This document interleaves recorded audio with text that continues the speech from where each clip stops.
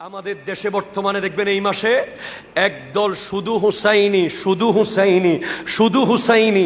আমরা শুধু হুসাইনি না, আমরা হাসানি হুসাইনি। সুবহানাল্লাহ জোরে বলেন।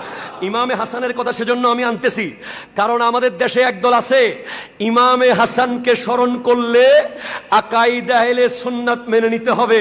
কারণ ইমামে হাসান রাদিয়াল্লাহু তাআলা হযরতে আমিরে মুয়াবিয়া রাদিয়াল্লাহু তাআলা হুর সাথে সন্ধি করেছেন, তাই ওনাকে সাহাবী মানতে হবে।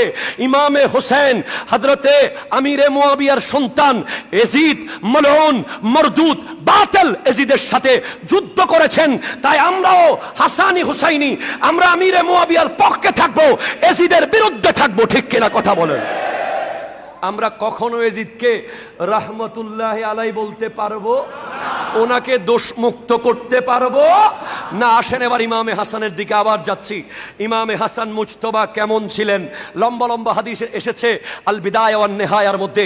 ইমামে হাসান মুজতবা এমন দানবীর ছিলেন, মসজিদের মধ্যে এসে উনি সবার শেষে যেতেন, শুধু তাকিয়ে থাকতেন নামাজের পরে কোনো মানুষ কাঁদতেছে কিনা আল্লাহর দরবারে। দেখা গেল এক মুসল্লি কাঁদতেছে, যে কান্নার ভিতরে সিজদা অবস্থায় শোনা যাচ্ছে, তুমি কেন কাঁদছো?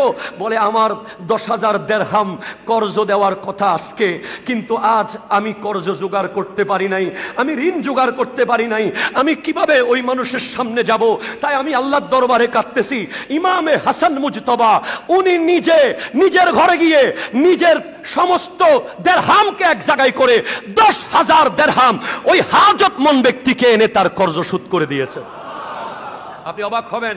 ছোটবেলায়, আজকে আমার গাউসিয়া কমিটির ভাইরা নিশ্চয় আছে, হ্যাঁ আমি যখন এই কথাটা পড়তেছিলাম তখন আমার গাউসিয়া কমিটির ভাইদের কথা মনে পড়ে গেছে।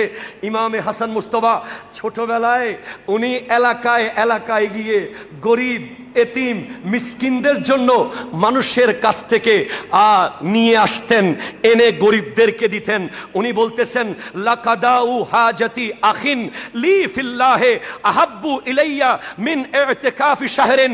আমার এক আপন ভাইয়ের, এক মুসলমান ভাইয়ের হাজত পূর্ণ করা আমি হাসানের কাছে 1 মাস ইতিকাফ থাকার চেয়েও বেশি উত্তম। একটু জোরে বলেন না সুবহানাল্লাহ। আমার গাউসিয়া কমিটির ভাইরা যেভাবে গরিব দুঃখীদের পাশে দাঁড়ায়, এটা সুন্নতে মুস্তাফা তো আছেই, এটা সুন্নতে ইমামে হাসান। উনি গরিবদের হাজত পূরণ করতেন এবং উনি বলছেন 1 মাস ইতিকাফ থাকা আমার কাছে যতটুকু, তার চেয়ে বেশি মূল্যবান আমার কোনো হাজত ভাইয়ের মনের আশা পূরণ